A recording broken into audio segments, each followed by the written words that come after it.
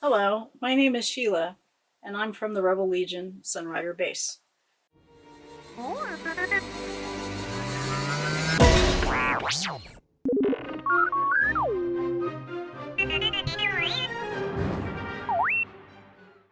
Today I'm going to read a story from the 5-minute storybook, and today's story is A Friend for Rey. On a sandy planet of Jakku lived a girl who was lonely named Rey.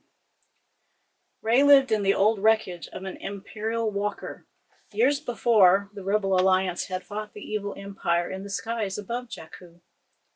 The Empire's ships had crashed into the sand, and Rey called that Rebel home. There she is, scavenging.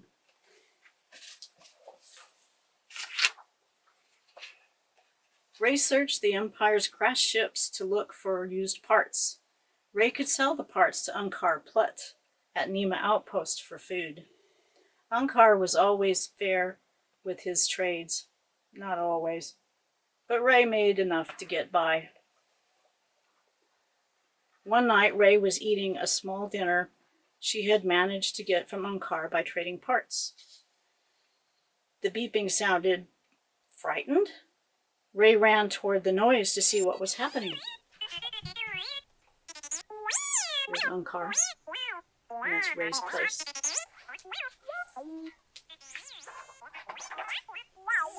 Rey saw an alien riding the scaly beast. The alien had trapped a little white and orange ball droid beneath the net, and the droid was beeping for help. Rey called out to the alien to stop. She gripped her battle staff, ready to fight. But the alien just shouted angrily at Rey. She could tell he didn't want to fight her. So Rey walked over to the droid and began cutting him out of the net. The alien decided the droid wasn't worth the trouble. He rode away on his beast, still shouting insults at Rey. The droid beeped questioningly. "That's just Tito," Rey explained as the alien vanished in the distance. "Wants you for parts." The droid thanked Rey for helping him and told her that his name was BB-8. There's Tito, and there's BB-8 with Rey.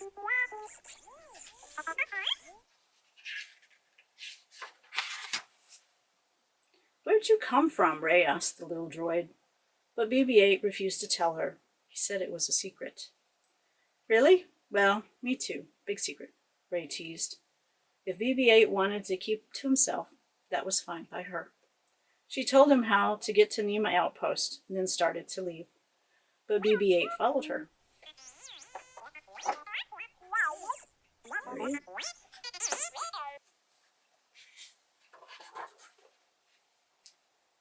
"You can't come with me," Rey said. But BB-8 beeped sadly. He did not want to be alone in the big desert.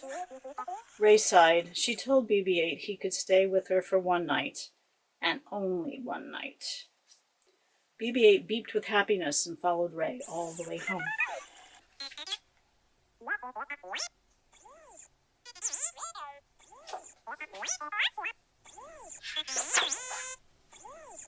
The next morning, Rey took BB-8 to Nema Outpost. "There's a trader in Bay 3. Might be able to get you a lift for wherever you're going." Once again, Rey started to leave BB-8 behind, but he refused to let her go. He insisted he was waiting for his owner to find him on Jakku.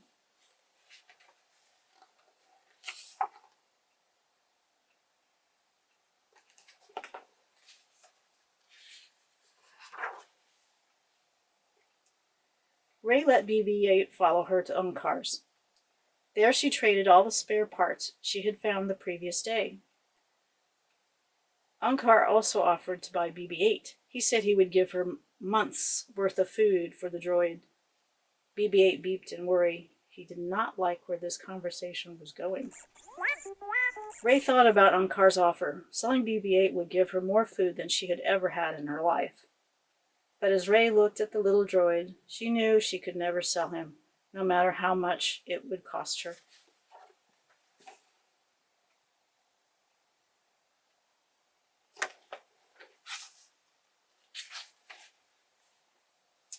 The droid is not for sale, Ray said. Unkar was very angry, but Ray didn't care. Together, Ray and BB-8 left Unkar's shop behind them. The pair walked side by side through the outpost, chatting happily. Ray smiled to herself. She didn't know what her future held, but for now, it was just nice to have a friend. And that's the end of this little story. Today I'm going to read another story from the 5-Minute Stories storybook. This story is The Ewoks Join the Fight. Han Solo was on a special mission on the forest moon of Endor. He had landed there with Princess Leia, Luke Skywalker, Chewbacca, and R2-D2 and C-3PO. The rebels were looking for a secret bunker that hid a special machine, a machine that could help them destroy the Death Star. There they are on Endor. There's the bunker. There's the Death Star.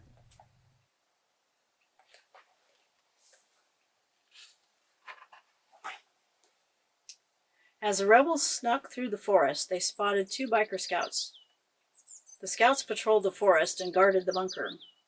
Chewie and I will take care of this, said Han, pointing to the scouts. You stay here. But as Han and Chewie attacked, more scouts appeared. The scouts jumped on their speeder bikes and zoomed off to warn the Empire. Luke and Leia climbed aboard 2 other bikes. Keep on that one. I'll take these 2, Luke called, and sped after the scouts.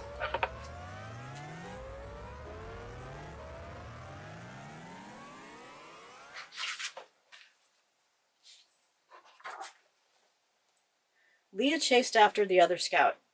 She managed to catch up to him, but then the scout fired his blaster at her. Leia tried to dodge the blast and rolled off her speeder. She was all alone in the forest, with no way to get back to her friends. Suddenly, a small, furry creature appeared. It was an Ewok. He poked at Leia with a sharp stick. Cut it out, Leia said, standing up and brushing herself off. Leia sighed and looked down at the Ewok again. Maybe you can help me, she said, but the Ewok seemed afraid of her. I won't hurt you, Leia said. Here, want something to eat?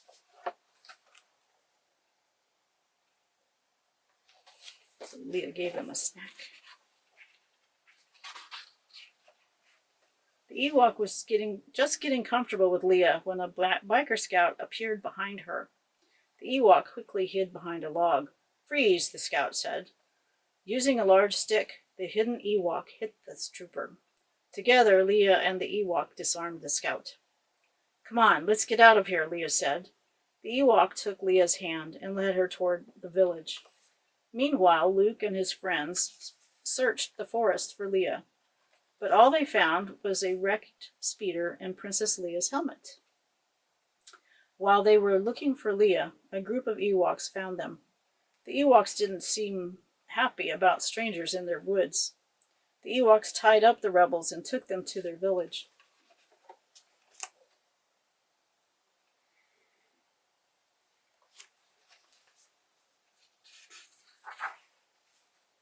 When they arrived, the rebels were surprised to see Princess Leia. Leia tried to tell the Ewoks that Han, Luke, Chewie, and were her friends, but they did not listen. Only C-3PO was allowed to remain free. The Ewoks seemed to think he was a powerful being. 3PO, Luke said, tell them if they don't do as you wish, you'll become angry and use your magic. C-3PO did as Luke said, but the Ewoks still wouldn't listen. Closing his eyes, Luke used the Force to make C-3PO float. The Ewoks were amazed. Now they knew the droid was powerful. They quickly did as he said and untied his friends. And there's C-3PO floating in a chair.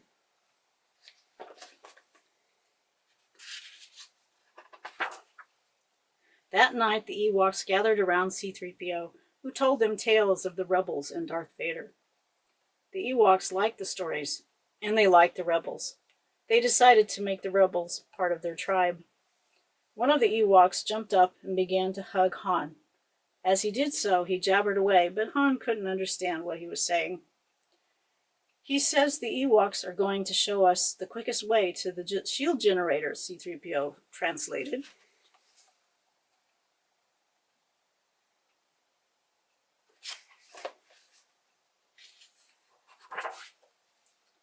The next morning, when the rebels and the Ewoks set out for the hidden bunker, Luke did not go along.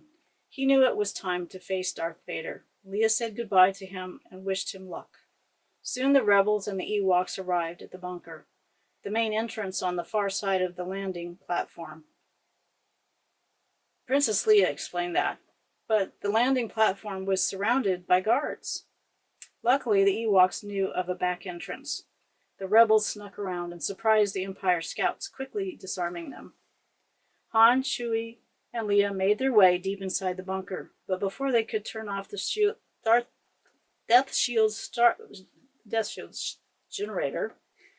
Death Star shield generator, we'll get that straight, they were surrounded by the Imperial soldiers. It was a trap. The Empire had been waiting for them.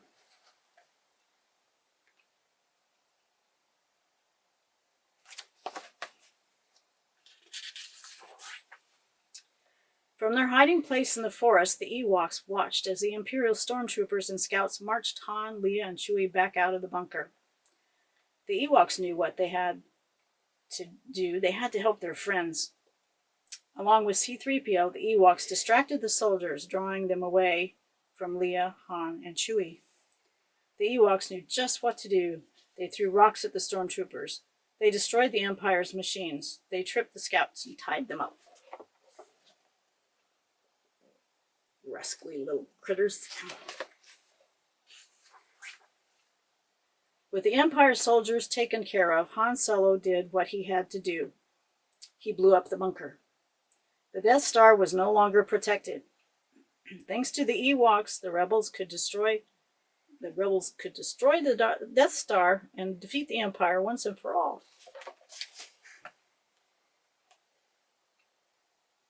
And that's the end of that little story. Maybe we'll do this again later.